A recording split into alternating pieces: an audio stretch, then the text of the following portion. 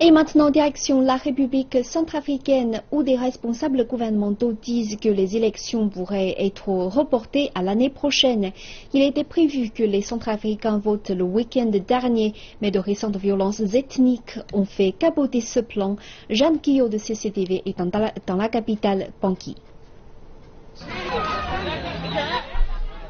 Suzanne Miadé s'habitue presque à fuir pour survivre.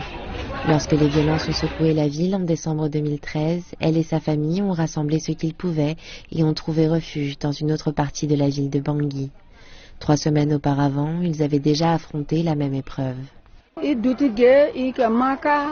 ce que je pouvais entendre, c'était des coups de feu et des personnes criant que tout le monde fuit, les musulmans arrivent, alors que nous sommes partis. Dans ce quartier, 2000 personnes ont une histoire similaire à raconter. Et à travers Bangui, environ 40 000 personnes sont réfugiées dans leur propre ville.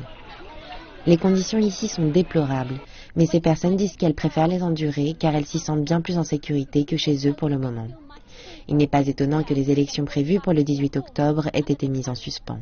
Mais quand pourront-elles avoir lieu ? La présidente par intérim, Catherine Samba-Panza, tente de négocier un calendrier avec ses rivaux politiques et avec des groupes de la société civile. Mais jusqu'à présent, le consensus reste difficile à trouver. Le premier tour de l'élection présidentielle et législative. Bon, maintenant, si les conditions ne le permettent pas, peut-être qu'on va envisager un glissement sur des mois, mais pas trop. En tout cas, telle est la volonté de Madame le chef de l'État. Le mandat du gouvernement de Samba Panza expire en décembre. Les représentants de l'ONU affirment qu'il est possible qu'une courte extension de ce mandat soit négociée, mais les élections doivent progresser dès que possible.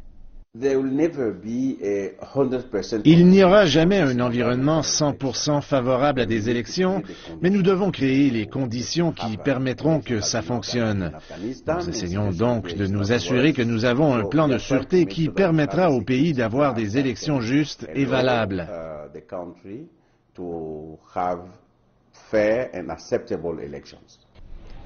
La menace principale reste les milices rivales, l'une chrétienne et l'autre musulmane. Ces derniers jours, l'ONU a prévenu qu'il existait une volonté délibérée de déstabiliser Bangui et que cela favorisait les violences.